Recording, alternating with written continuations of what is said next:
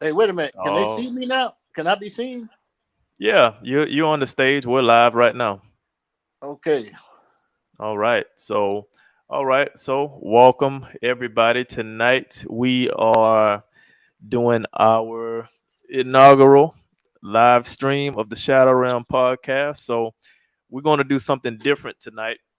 Tonight we are going to be covering a review and feedback of The Dark Lord by Peter Levenda. We'll be covering the introduction, preface, and chapter one on Strange Aeon. So, I'm one of your hosts, Conscious Discernment, with my colleague, the Mad Hatter. Hello there. It's the Mad Hatter.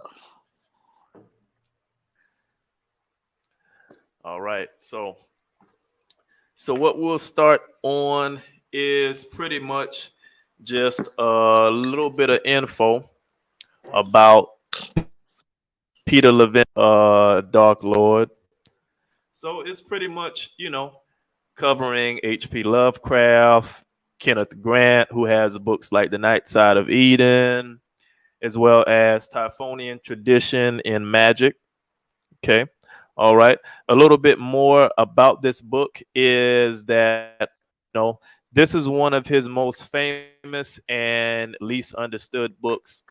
So it deals with, Thelemic thought, which has been, showed in the works of Kenneth Grant, who's also, someone who's the British occultist and a one-time intimate partner of Aleister Crowley, who discovered a hidden world within the primary source materials of Crowley's Aeon of Horus. All right, so here we have, just a few things. The Dark Lord follows the themes and the writings of Kenneth Grant, H.P. Lovecraft, and also the Necronomicon, uncovering further meanings of the concepts of the famous writers of the left hand path. Usually, most people say that this book is for the Thelemites. So, usually, followers of Aleister Crowley's, all right, as well as lovers of the Lovecraft mythos in all its forms, and for those who find the rituals of classical ceremonial magic inadequate for the new Aeon. So it's a pretty interesting book. We're going to give our review and feedback on this book and our thoughts, and just our modern day twist of what a lot of these things in the book really means and the people who it pertains to. Anything else, Mad Hatter? Yeah, I mean, when I go through these books and I read this information and I get the understanding, my main thing is uh, I like to get. I realize that the energy they're talking about is that which I incarnated from. You see, and so I'm not saying they're not approaching it in that manner, but I'm Mm-hmm. seeing this as I am of the energy. I am of the creator, the being that all this is being created from. Mm-hmm. And so that's why I get into this. I'm not getting into this because I want to be a Thelmamite or whatever. I'm not Mm-hmm. getting this because I want to follow Crowley. I'm not getting this because I want to be a Satanist. I'm getting in this, man, because I'm trying to find out. I'm just looking at Typhonian knowledge because a lot of the knowledge from the Typhonian knowledge has been taken and put in the occultist archives in Britain. And Mm-hmm. so, most people they out here they talking about Egypt and with all this back and forth banter about yeah we were Egyptians, no we were the Egyptians and all this Right, stuff. right.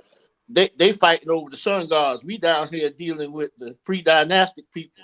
We Mm-hmm. dealing with about the we talking about the Egyptians, the primordial Egyptians, the ones before the Right, ones that right. most people even know about. Yeah, we talking about pre-pyramid builders here. We talking about we talking about going under the ones that went in the ground. You know what Yes, I'm saying? pre-pyramid builders. They You went know, in the all of. ground because they felt the deeper they got into the ground, the closer they would get into the center, which basically is the center of, I'm saying the earth, which is Hmm. where pretty much if you think about it, when they tell you Cthulhu died and was buried here and he's gonna wake again, of course, if he's gonna be buried, he'd be buried in the earth or Hmm. up under the sea, which is in the earth. So, I'm not saying that's why they did it, but it's just it's when we go through this book here, you're gonna start seeing how even the Christian religion came out of this.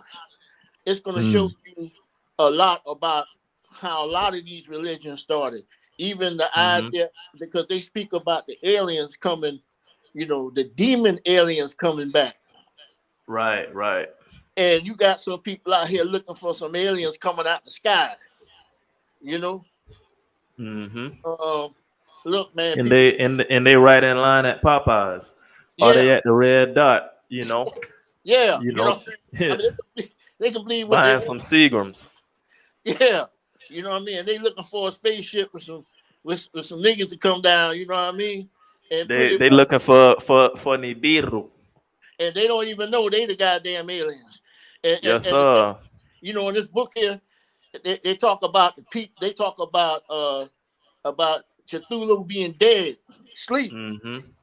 Or if you look at even in the Tibetan word Cthulhu, it means one that was dead but is now awakened. Man, the most Mm. deadest thing on this planet is the American nigga. Yes, That's the sir. most deadest motherfucking The thing walking around here. Yes, sir. The Negro in the United States of America is still asleep, but waking up to a certain extent, Yeah, but still in a state of sleep paralysis. Not yeah, out of bed fully yet, but the American Negro is in a state of sleep paralysis. And we're not here to wake up the American Negro or any person of color. We're here to document a lot of these discussions. So these will be around for 30 years, 100 years, maybe even 200 years if we still have YouTube, because that's one of the most important things because, we've learned from a lot of master students like Bobby Hemmett, Phil Valentine, Dr. Blind, also, Dr. Ben, and many others. So, this is just something that we're documenting. So this can be around for a very long time for anybody who's stuck in sleep paralysis out there. and there's been a lot of people that you meet throughout your life, man, that will never ever been on YouTube, or people don't even know, man, that are deep in the gnosis that have affected me, man. Even my Hmm. own even my own older cousins, man, who woke me up, man, at about, started around the age of 14 or 15, somewhere in there, Okay. uh, when I was in New York City there, but, you can see I've been out there for a while, Right, um, right. but I mean, the South, the North, I mean, has always been a part of my family. Uh, Hmm. Even the West Coast. I mean, I got family all over the United States, but I'm saying, the family roots is mostly on this East Coast here. But Okay. anyway, the point I'm trying to make is that everybody's always looking for these people with these noted names. And don't forget about Panic. You didn't mention Panic, but I mean, Oh yeah, yeah, Brother yeah. Panic. Rest in power Rest in peace. to Brother Panic. I forgot all about Brother Panic. He made his transition this past, I want to say maybe October, like right after the Day of the Dead. So Yeah. that was pretty powerful. So we do thank Brother Panic and his queen, Sister Khadijah, for everything that they've done for the community, not just in the United States but globally, because we know we do have global listeners because you know the spirit is a very broad spectrum, and this covers everything all over the earth. Well, people might not understand me when I say this, but I'm gonna say it. I give a fuck about the people, but I really don't give a fuck about This because this is about you. It's them. it, And it's about that thing that you see in the mirror. yeah, It because don't it does not exist. It to believe that thing in the mirror exists is like it's more dangerous than crack and fentanyl. So what you're dealing with is some propanol, which look like milk. So if yes, you sir. want to talk about milk and cookies to keep you asleep, Yes, it sir. seems like the masses are still taking a daily dose of propofol. On that deep, that propanol or whatever, that they're in that deep sleep, that deep illusion. Yes, sir. You Yes, know, sir. I Keep you mean, sleep. So, and I know we beating around the bush a little bit here, but hmm, they need to understand a little bit where our mindset is. I mean, right, right. we ain't no oh I love I love the Most High, or I love I love the Big Mama, all this shit, man. Fuck all that shit, man. Ain't nothing out here higher than me. Mm. You know what I'm saying? There you I mean, go. I play the game down here because this is what I did in order to keep my sanity. Yes, sir. Hmm. I created all this to come down here into it and incarnate and have a human experience, and I recognize it myself. So what I'm trying to tell you is you're gonna have a lot of people out here who are gonna disagree with what I'm saying or say, man, this motherfucker's crazy. And I Well, don't that's care what you okay. think. Huh? Yeah, because this is about you as the individual trying to liberate yourself because you know that something is rotten in the cotton, but Something you rock just at the can't top. point it out. You just can't point it out. So, for those out there who knows that there's something rotten in the cotton and you became a little uncomfortable, going into the dark room and turning the light on, or you became a little comfortable going to bed without the lights on in your room, or you a little nervous about saying I have to pay my light bill and get a job on my own and I can't depend on Big Daddy, this is for you, baby. This is for you because we gonna make you feel uncomfortable, Yeah, and we but gonna make but you but but we here to liberate you. and you gonna get to a point where you gonna be saying, man, there's some crazy stuff. But for the free thinkers and for the ones who Yes. are out here who don't want to be a pigeon, you see, because Mm-hmm. there's numbers. People think there's something because they got people agreeing with them. Little nasty, filthy pigeons flock together. Eagles soar in the sky high, and they are generally predators, and Yes, they sir. eat pigeons. So if you want to And stick around with some pigeon and you want to put some kind of damn name like, oh yeah, man, and look, I ain't trying to disrespect nobody, man, but you take it how you want it. You want to put a damn label on yourself, but I belong to this group. I'm a damn Moor, I'm an Israelite, or I'm this or whatever, man. What the fuck is that doing for you getting out this motherfucker? right. All Except for right. making you So, feel good.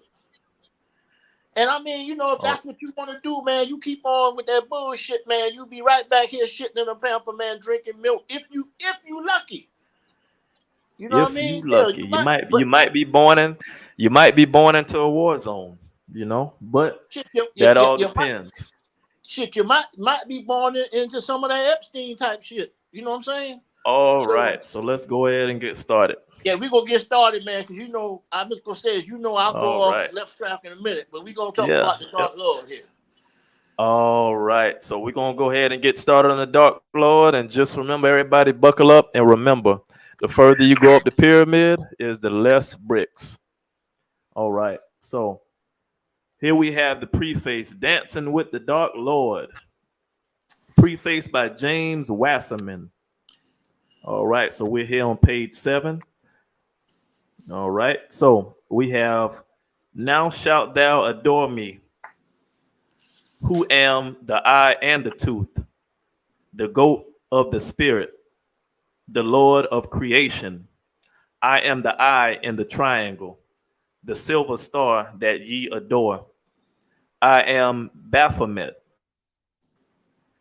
That is the eightfold word that shall be equilibrated with the three.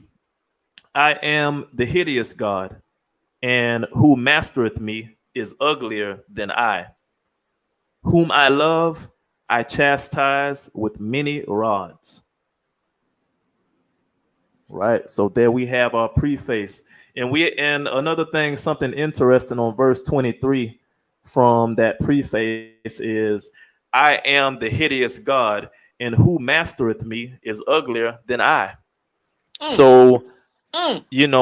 that comes from the introduction that the Mad Hatter was just saying is sometimes we're gonna make you feel uncomfortable.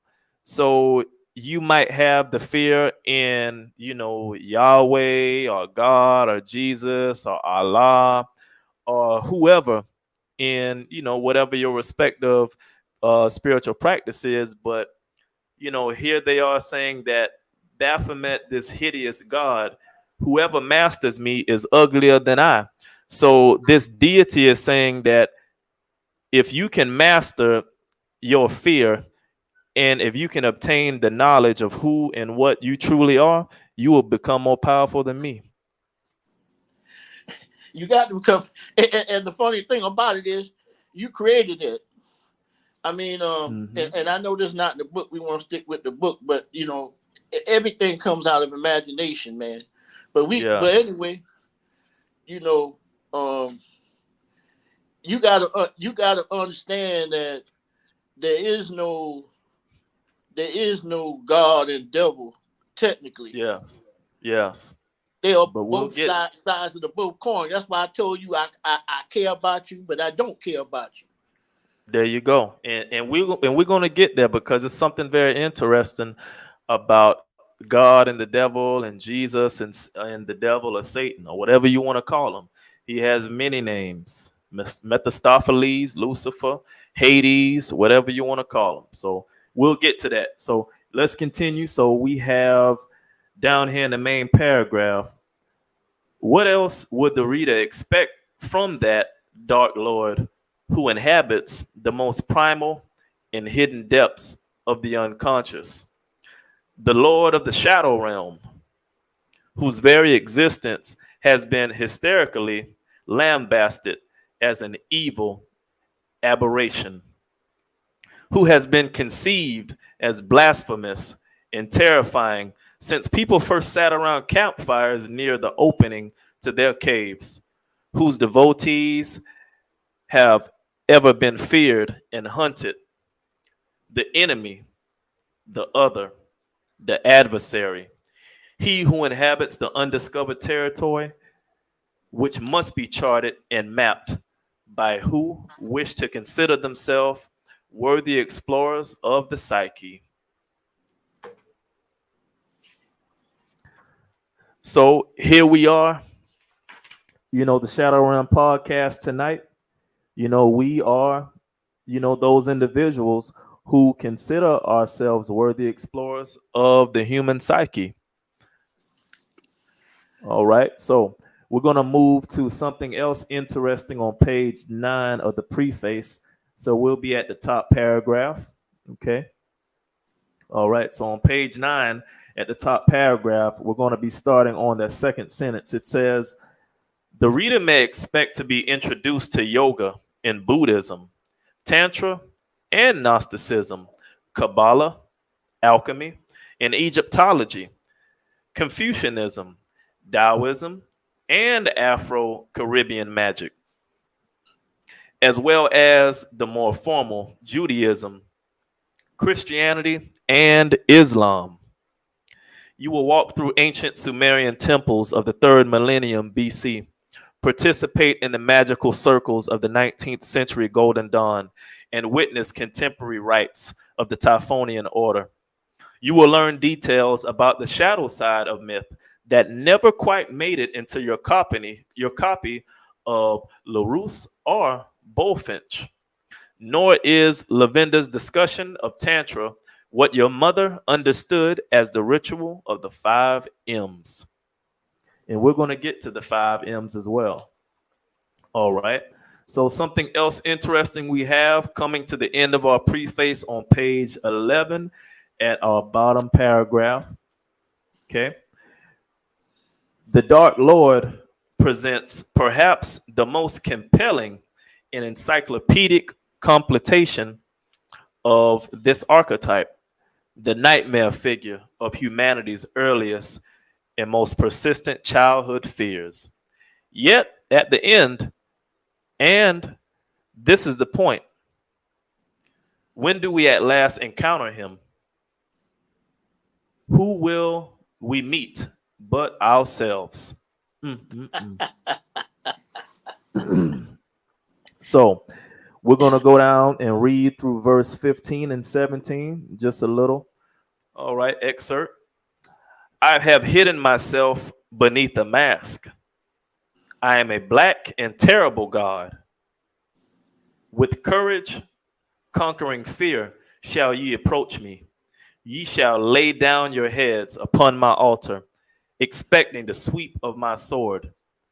But the first kiss of love shall be radiant on your lips, and all my darkness and terror shall turn to light and joy. Woo. That's All even right. better than that bullshit from when God had what was that, Abraham? He was supposed to kill his own son, and they ain't Yes, give him, sir.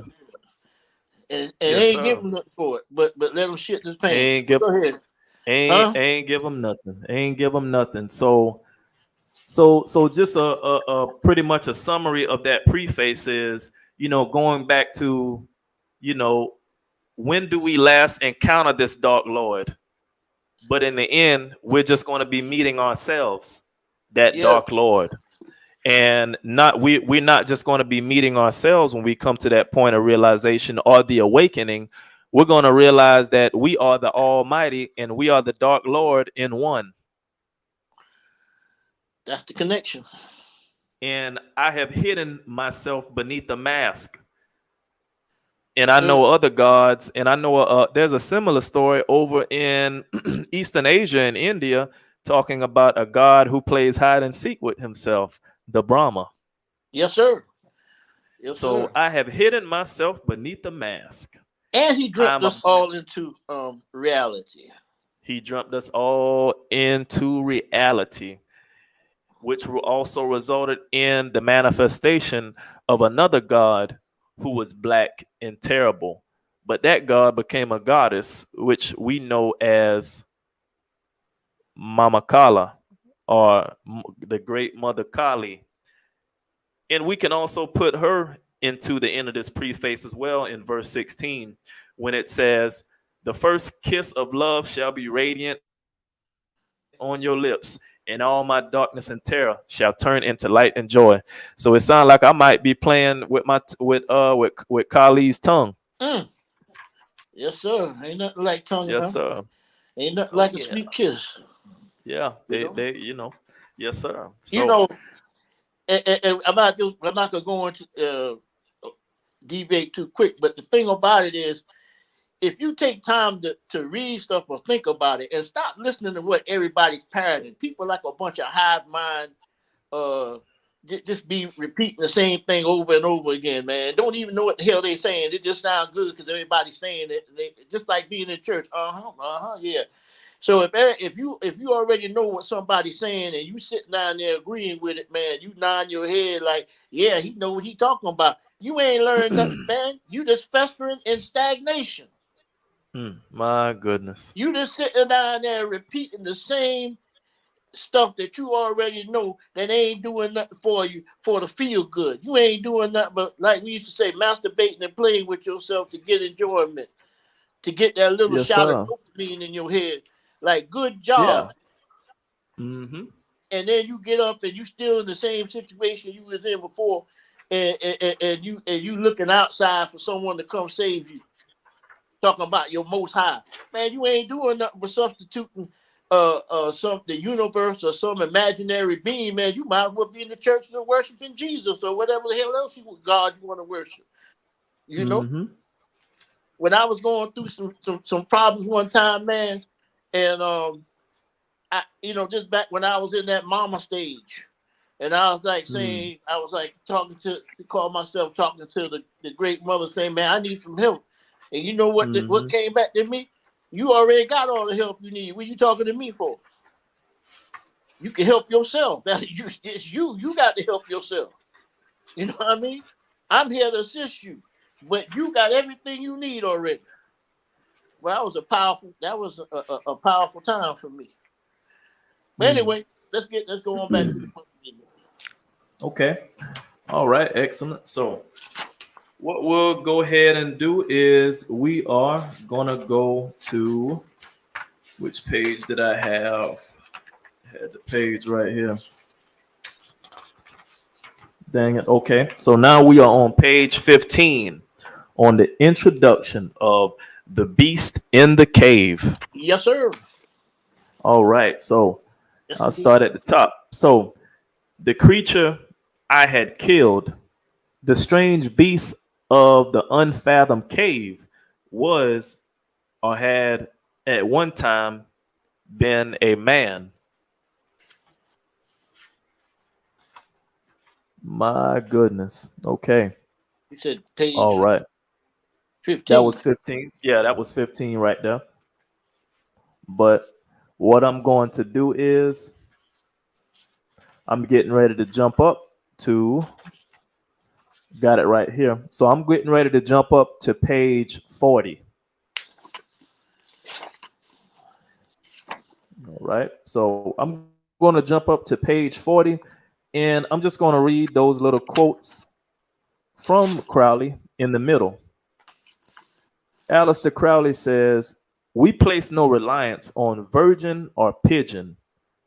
Our method is science. Our aim is religion."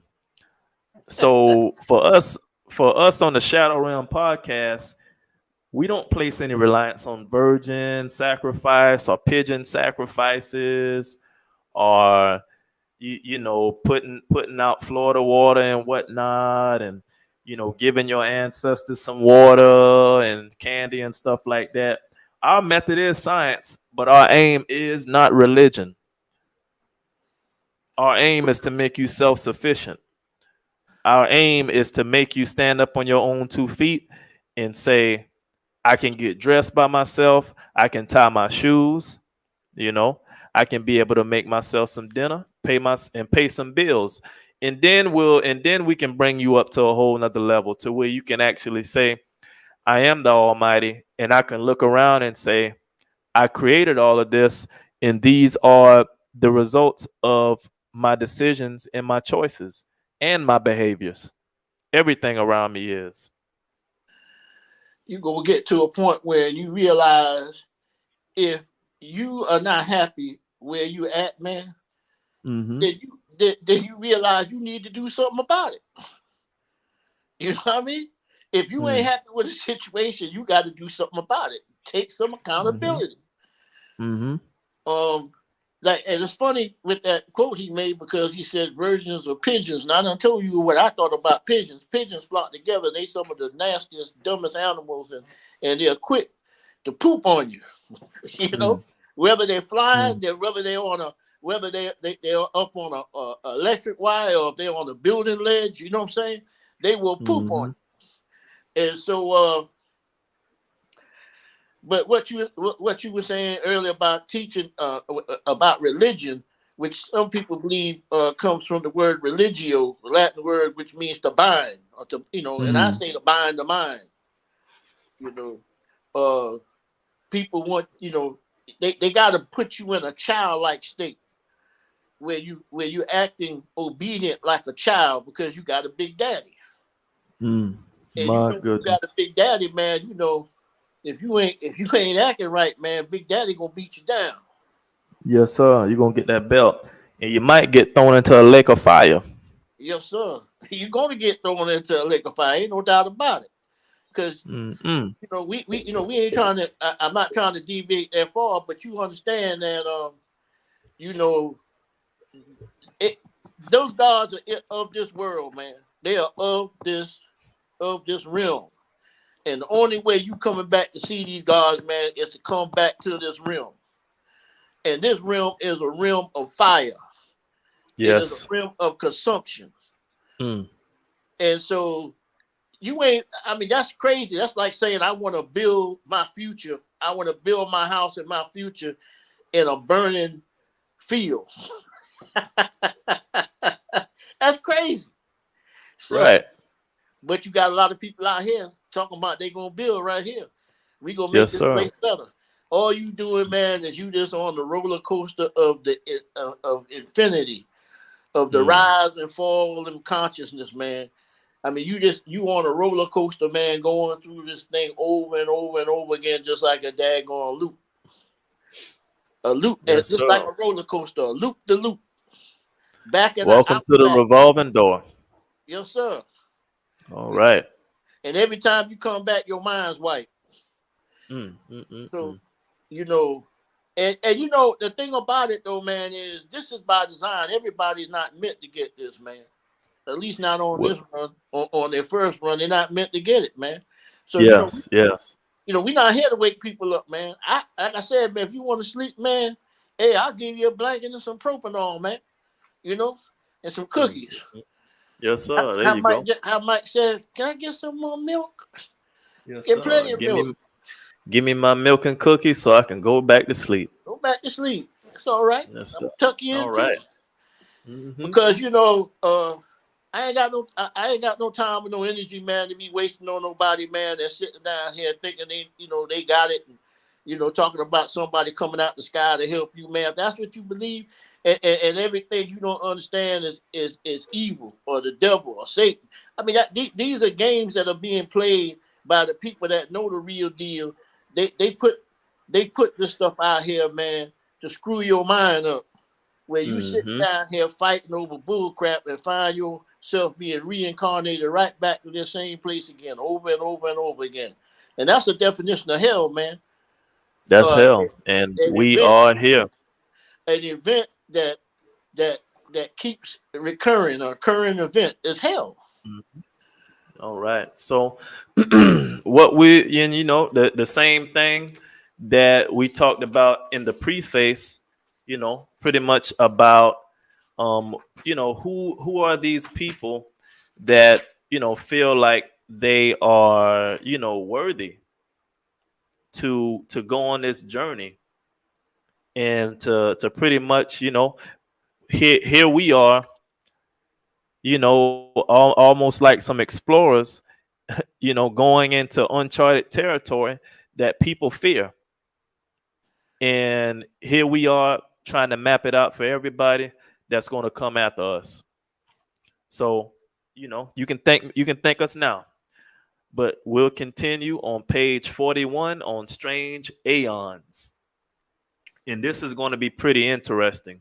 All right. So, first we'll be covering about, Horus, who is pretty much the template for Jesus the Christ, or you can go back to an older story, Krishna, or you can even go back to a story that's older than that over in Iraq with a princess named Inanna.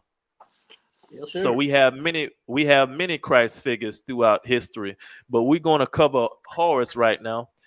So we're going to be talking about what Crowley said is the Aeon of Horus. So on page 41, it says, the Aeon of Horus then is the age of the child. The child will try anything once, will test boundaries, will explore each sense to its fullest capacity. The infant does not believe. It has not yet reached the point where belief is necessary as a technique of avoiding confrontation with an unpleasant reality. The infant has no ideology to restrain it, to force it to choose one path over another. As Crowley himself writes in this regard, the child is not merely a symbol of growth, but of complete moral independence and innocence. We may then expect the new Aeon to release mankind from its pretense of altruism, its obsession of fear, and its consciousness of sin. It will possess no consciousness of the purpose of its own existence.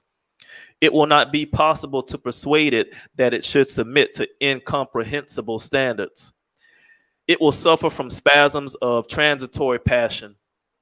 It will be absurdly sensitive to pain and suffer from meaningless terror. It will utterly, consciously, cruel, helpless, affectionate, and ambitious. Without knowing why, it will be incapable of reason. Yet, at the same time, intuitively aware of truth. Mm.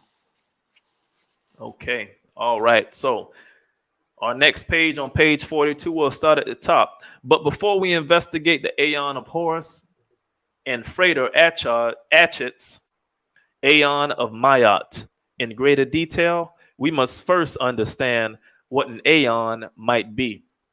The usual meaning of the term is that of a period of time, usually a very long period of time, but the precise length varies from culture to culture, from context to context.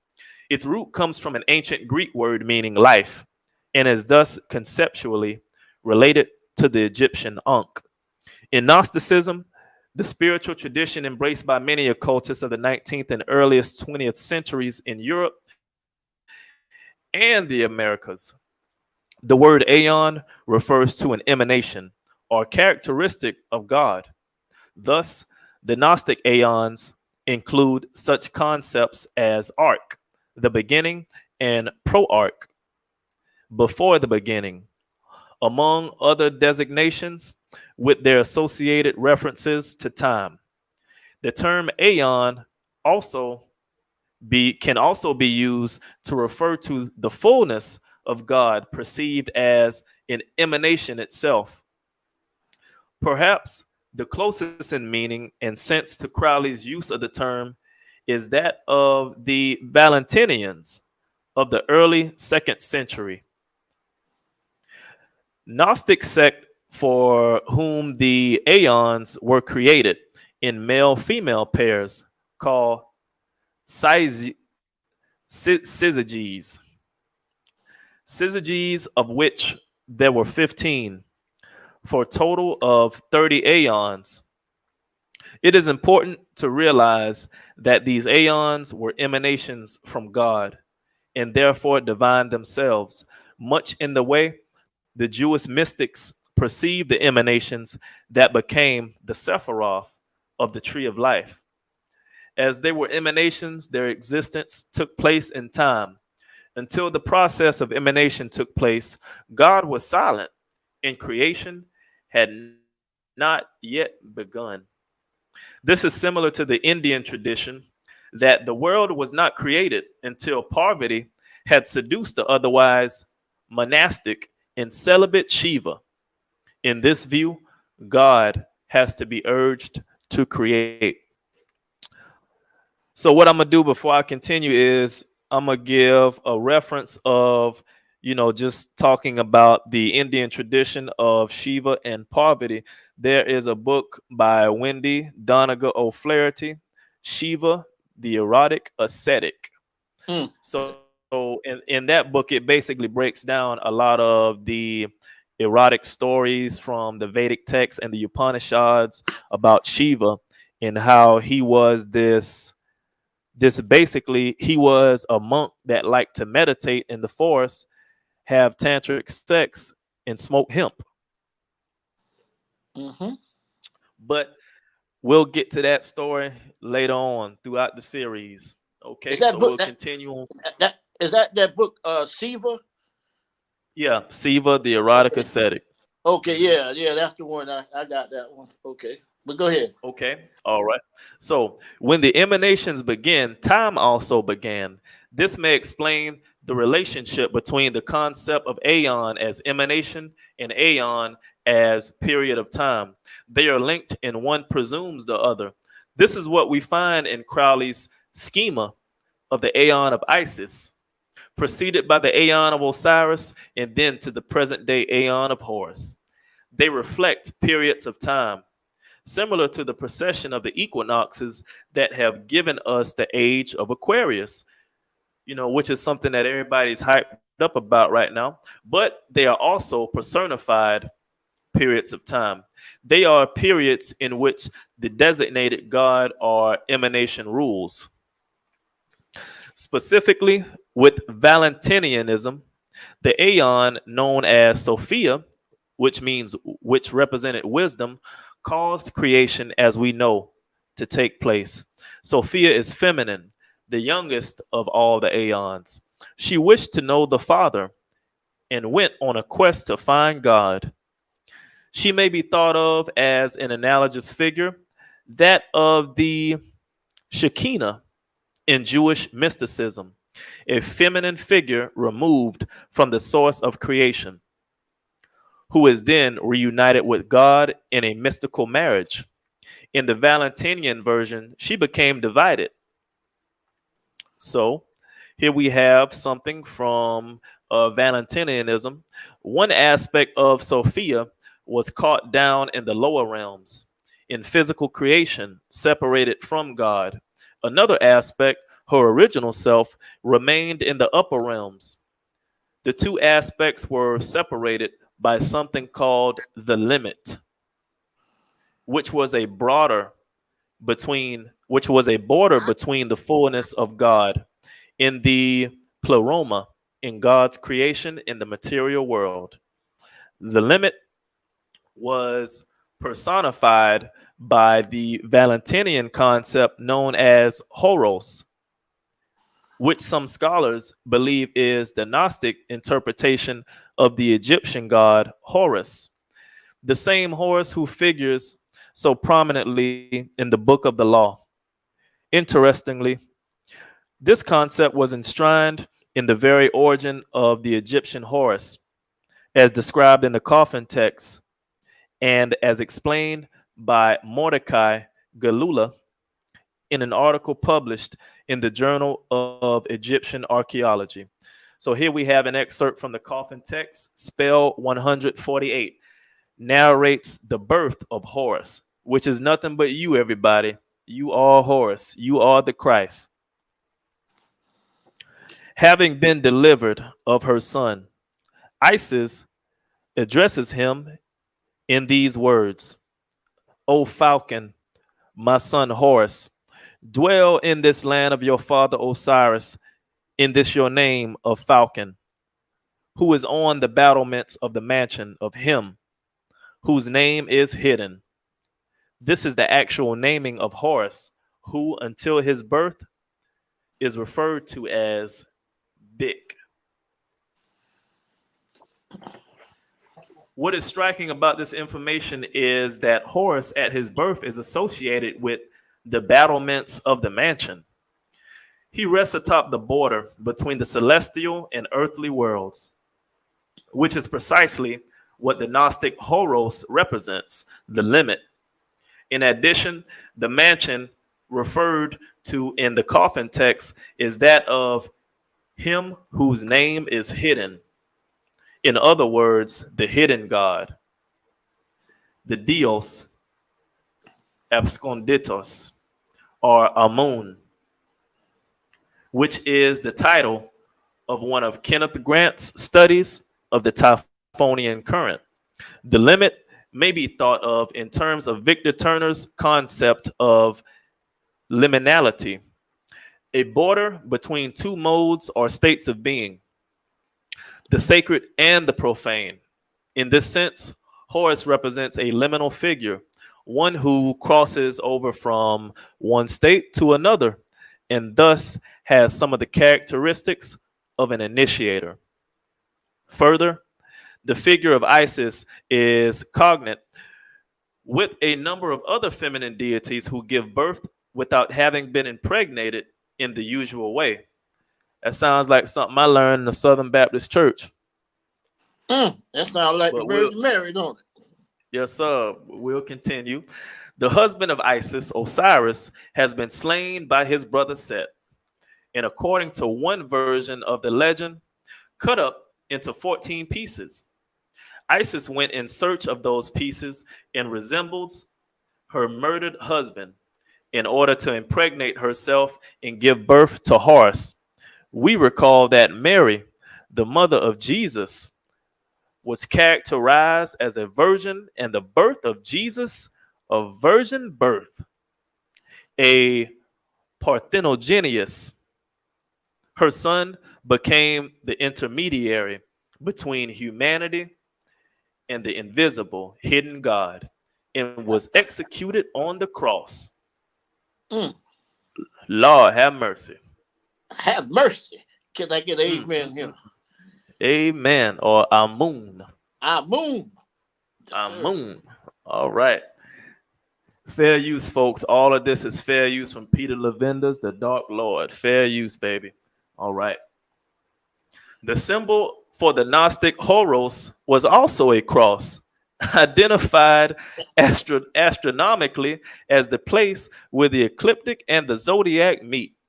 In the Gnostic universe, the Ain Sophia also attempted to give birth to a child parthenogenically without benefit of intercourse. Sound So like here y'all we the have baldest. some like Yaldi Baldi, Yes, sound sir. like Yahweh, Or y'all the ball. Yeah. sound like You know, y'all the ball, sound or like dollar big ball. old, yes sir, a dollar broth, y'all the broth, Yahweh, You know who else that whatever you sound want like? to, the Yeah. most high, baby, Sound like that big, God of the Bible that everybody love. big daddy, Big Daddy. yes Shit. sir, McDaddy. Yes, sir. All right, so let's get back to Big Daddy. Talking about my little boy like that. But go ahead. I'm sorry. Man, fuck him. Talk about it. He's a good boy. Yeah, he's doing what he's supposed to do, so he's really a good boy. He's a But good go boy. ahead. Yeah, he's supposed to make He's a chaos. good That's boy. what All right. yeah, exactly what we made him to do. All right. Go Yes, ahead. sir. All right. So, all right. Fair use, folks. Fair use. All right. In India, locus of much of Grant's attention, as well as considerable study by Crowley, we have another instance of creation having been the result of abnormal conception. Shiva is portrayed as a monastic living in the wild who spends most of his time in meditation. He is aroused by his wife Uma, or sometimes Parvati, to engage in sexual intercourse. However, Shiva has enormous stamina, and the couple engage in intercourse for millennia until the gods can take the sound of it no longer and distract Shiva so that he withdraws from Uma at the point of ejaculation. So, man, Shiva can lay some pipe. Shiva was laying pipe for a whole millennia. Yeah, right. Well, he was doing he was the original SmackDown. Yes, sir. And Shiva was taking her to Pound Town. Yes, sir. Shiva Yes, was taking sir. her to, that's what the kids say now. They say take him to Pound Town. So Shiva Pound was town. taking Shiva was taking his old lady to Pound Town, and the rest of the gods say, man, we can't take this no more, man. Y'all got to stop. Shit, So about like you got a woman up in the hotel room and you got up there hollering them up like, ah, damn, the people up in that room there, man. yes, sir. Ah, Yes, ah, sir. ah, ah. Yes, sir. Headboard be Head, hitting the wall, man. yes, sir. There you go. Them other gods was hearing that headboard hit the wall for a millennia. We ain't Yes, talking sir. about 30 minutes, folks. Yes, sir. Oh, All right. And they had to distract him so he could pull out before he busts. So let's get back into it. All right. So Uma or Parvati or Mother Mary takes his seed. So we'll say Uma, Parvati, or either Mother Mary, innocent Mary from the Bible, takes look, his seed. and look where she took it Either at, man. so Mary took the seed either in her mouth or in her hand, depending on the text. Mary, you a dirty girl. I think she That's my did type both. of I think it was so much she couldn't take it all in her mouth and spill it out in her hand. But go ahead. right. Yes, sir. Yes, sir. Whew, boy, that's a bad girl right there. Shoot, And man. impregnates herself with it, thus conceiving the created world.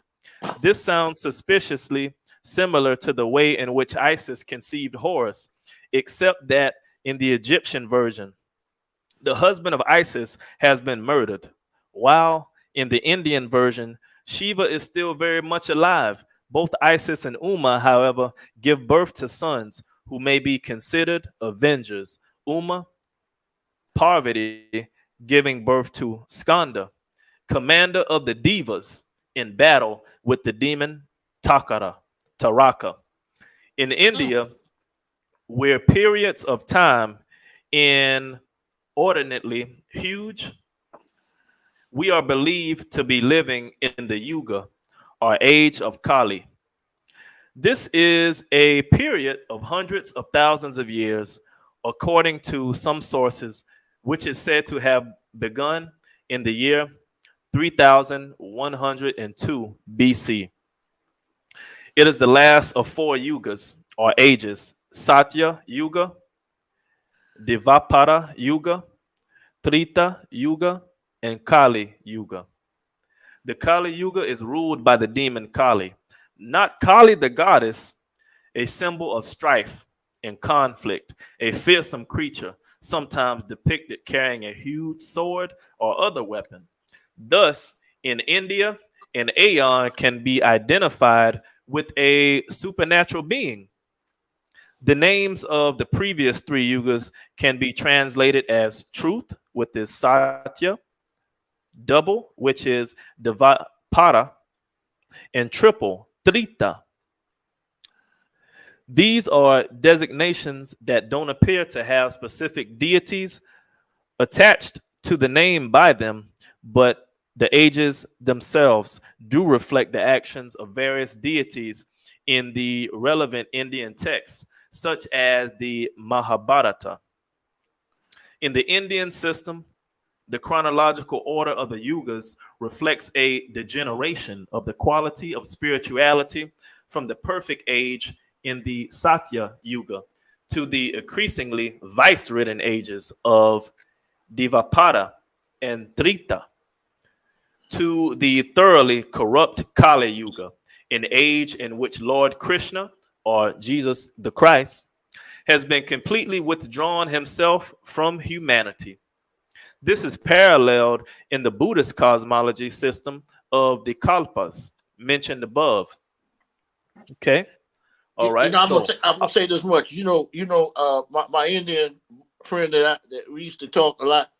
He actually told me that Krishna is like Christ in the Christianity. So if anybody's out there thinking you tripping, this is from a devout Hindu that follows Krishna. Yeah. So a big FU to anybody who's out there thinking different. I mean, look, man. But anyway, go ahead, man. All right. So I just want to add that. So what we'll do, because of fair use, and we can read through the book and a lot of other things, but I think it's best if we jump up to page 69 and we can get to almost the end of this chapter. Chapter 2 is my thing, but we'll finish this chapter. We'll do chapter 2 another time. But yeah. So we'll go up to page 69 on our last paragraph at the bottom.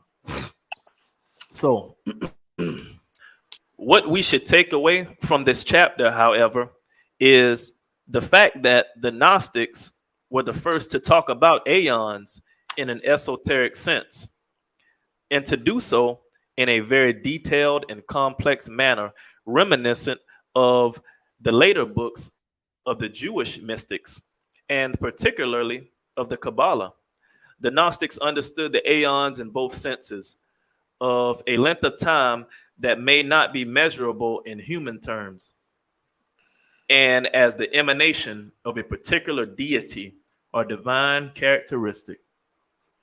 Okay. All right. So I'll jump down to at least 2 sentences. And most importantly, from the best available data on record, we know that while the Gnostic Aeons were created in a kind of chronological order, or in the end, they all ran concurrently. Okay. Now, what we're getting ready to do is we'll jump up to some important things that we really have to pay attention to. So we're going to jump up to page 73, and we're going to start down at the bottom. So we've pretty much we've debunked the Immaculate Conception, or the birth. We showed the origin of Yes. the Christian fairy tale of their immaculate conception. Yes. You Yes. know, so Yes.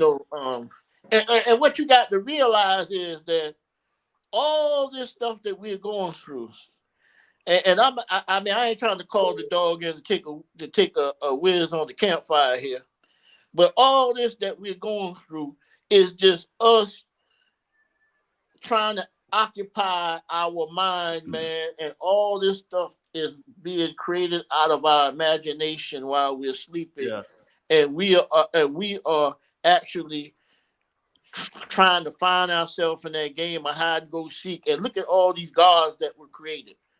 Yes. Yes. We Many created all gods. of them. We created all of them. So But let's go back to what you talking about, the immaculate yeah, conception. yeah. Yeah, yeah. So, we just pretty much, gave the origin of what a lot of Christians say is the birth of Jesus. And even in a lot of Latin American countries, they say that, Papa Noel or Santa Claus doesn't bring the gifts. Baby Jesus brings them after he's born. And, you know, it seems like Jesus's dad didn't even have to, what I'm saying, bust up and marry. But we got the real story here, baby. We got Shiva and Uma, Parvati.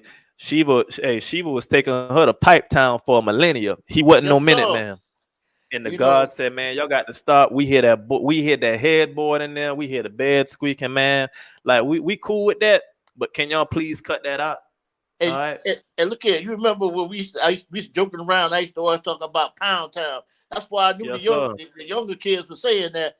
We all talking about, Yes, yeah, sir. man, take that to Pound Town, brother. You know what I'm But saying? but but but but here we are. The origin of Pound Town from what's the new artist? I forgot the name of the girl, but she has a lot of people, kids say Pound Town now. They don't even know that that's a divine expression that we reading right here. You ain't Pound talking Town. about Sexy Red, are you? Yeah, yeah, yeah. So they That's a degenerate, isn't it? but but even in their degeneracy, what's used as fertilizer? Yes, sir. We're in the Negrito stage right now, man. We are in the What black. is used as fertilizer? Yes, sir. Excrement. We are in the blackening. We are in the breaking down Yes, sir. to the most purest form Yes, sir. of the melanin. Excrement. I mean, Yes, to sir. excrement. You know what I'm saying? So even them existing on a degenerate level, that we might say that the American Negro can be in a bad situation and may be lost, there's still some divinity within it. Oh, it's gonna And a always be lot of divinity. it's gonna You always be divinity, and they will never know. you can take. I'm gonna tell you now on the human level. You can take the Yes. most filthiest, nastiest, low down, wretched, you melanin being, especially the American Negro, and there is divinity in there.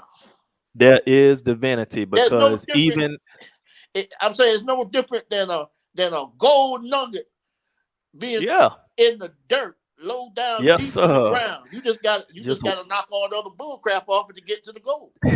just knock it off to get to the goal, because even within the modern state of the American Negro, mentally and spiritually, they still have a major impact on everything in the world, from music, sports, entertainment, fashion, Everything. you name it.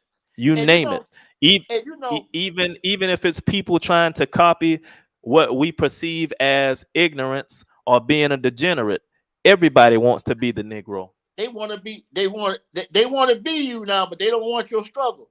Now, now, Yes, sir. now, this is the deal here too. Now, too, why would someone, if you're so great, why would you spend so much time trying to social engineer a I, particular group of people and try to tell a certain group of, and try to tell the story of a certain group of people? You should be out there talking to your people and saying the hell with them. Because I mean, I ain't trying to say I don't hate any races, man. The reason why I don't hate them is because I don't have how can I hate my creations? How can I hate my children? As a matter of fact, they're doing exactly what they're supposed to do.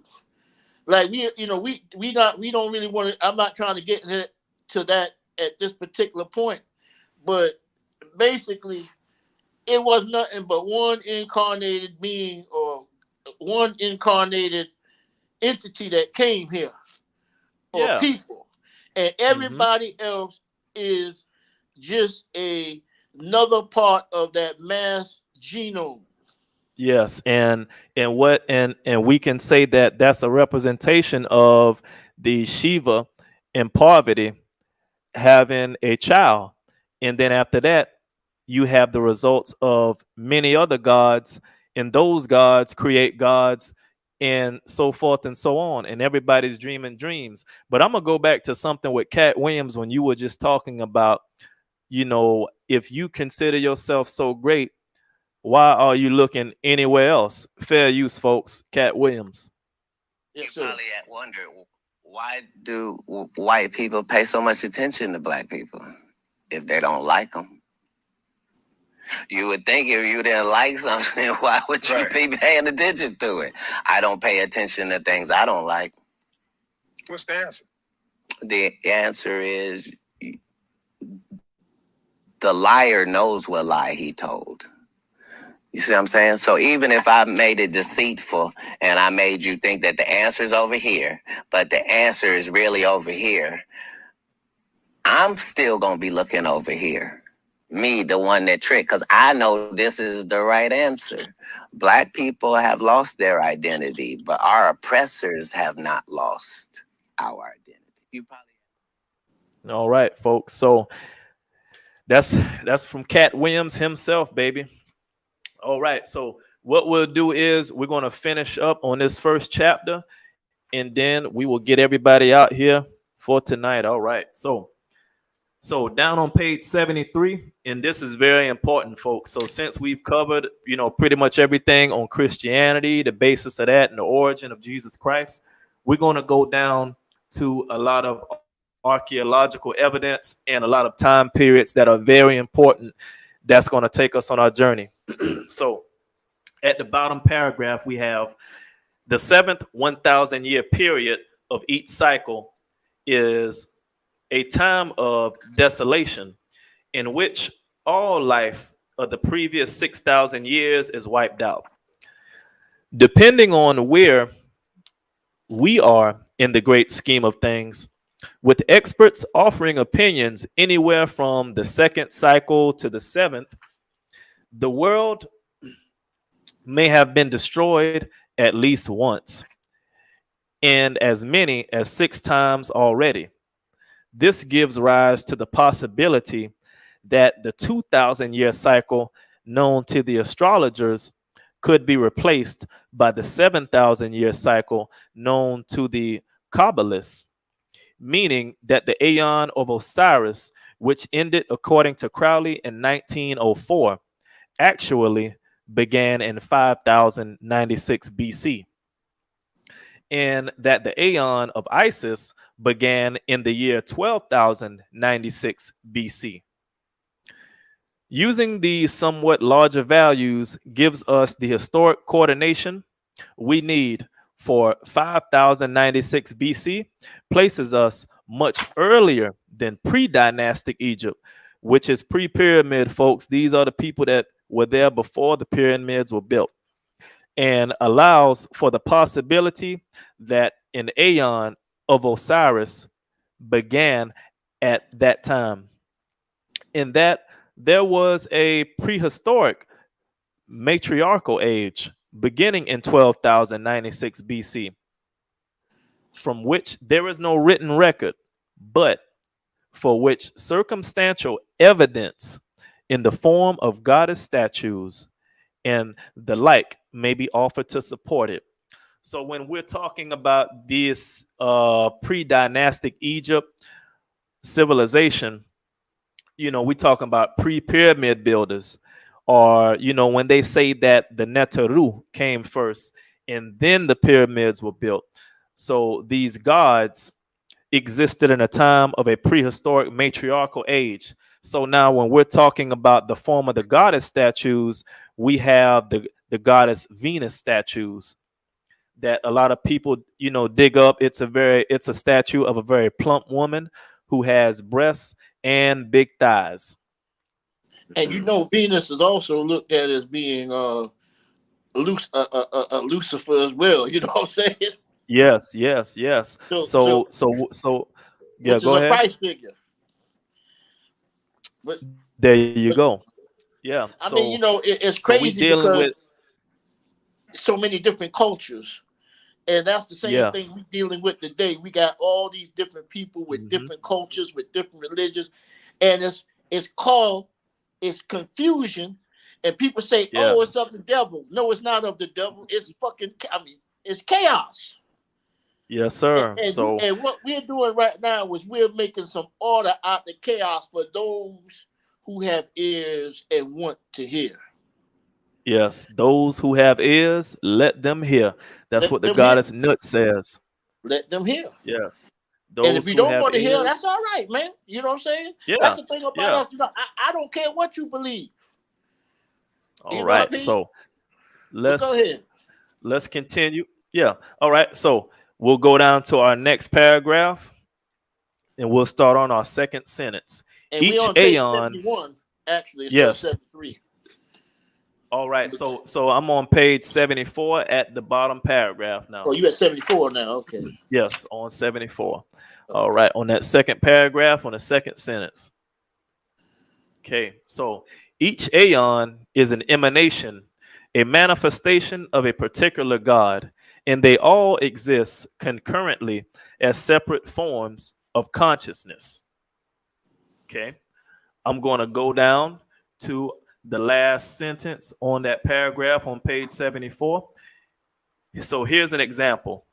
If a middle-aged white man can sit in a ashram in Goa and commune with Kali, or a teenage girl can stand naked in a circle and draw down the moon, then it is probably safe to say that Mayat can be approached and her influence experienced in the present age. Okay. All right. So on to page 75. I am going to go to that second sentence in that paragraph. Fair use of Peter Levenda's The Dark Lord. This statement is not to be taken quite as literally as it appears, for the earth can be taken to mean our current level of conscious awareness. And extraterrestrial would mean simply not of this current level of conscious awareness. So what Levenda's saying right here is the alien ain't coming in no spaceship. The alien is you that has become a free thinker. So let's continue. Coming out the how they said in Star Trek, coming from the what was that about the space, the un I forgot it now. But anyway, like saying your mind is the frontier and pretty much Yes. it's unlimited, man. And that's where the aliens Mhm. coming from. Right, right. Okay. The All uncharted right. frontier. Okay. All right. So let's continue. For our second sentence, I'm going to jump up to like Lovecraft. So, but the potential for danger is there.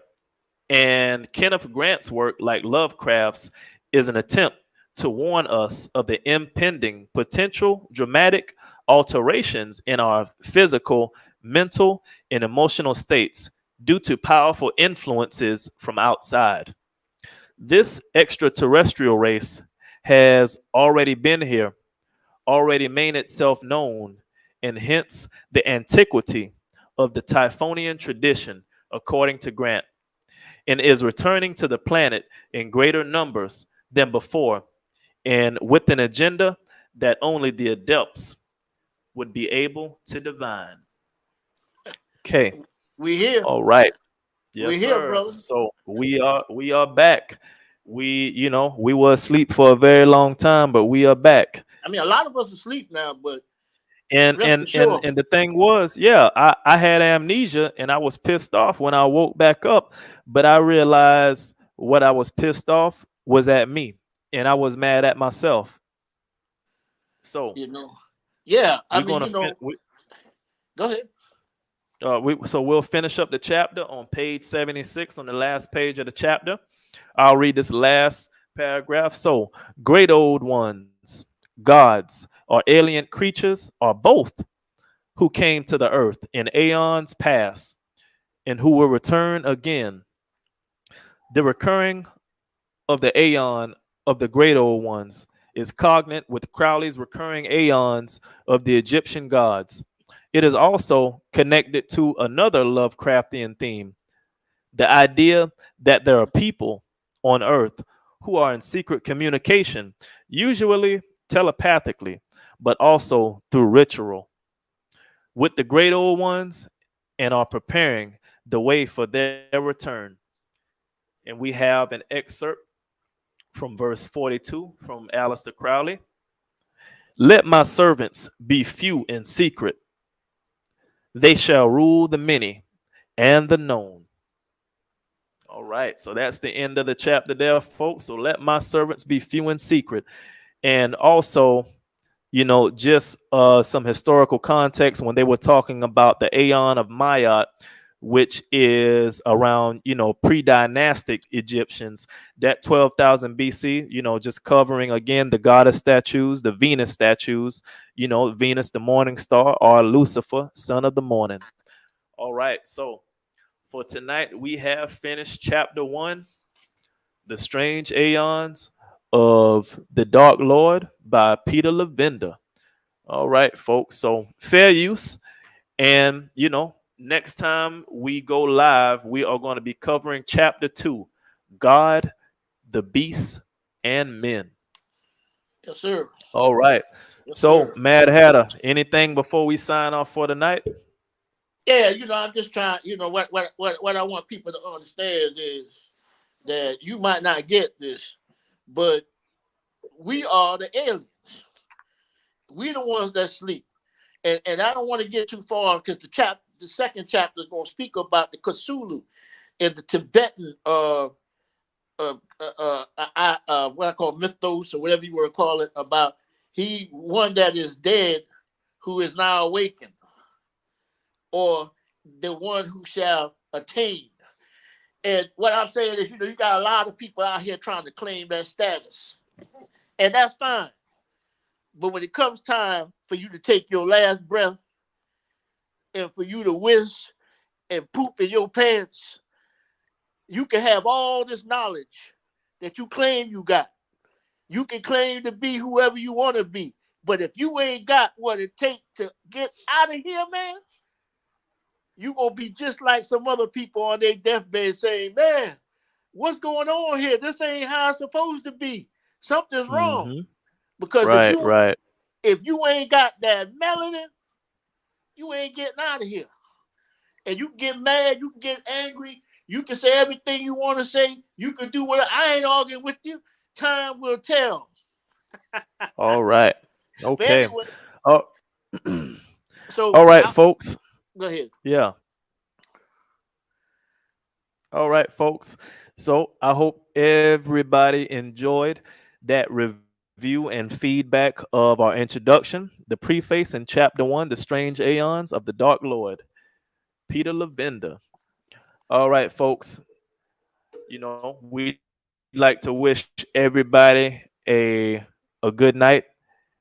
Peace, love, and chaos to everyone out there listening. And just remember, folks, the higher you go up the pyramid, the less stones there are. Cthulhu, baby. Cthulhu. Yes, sir.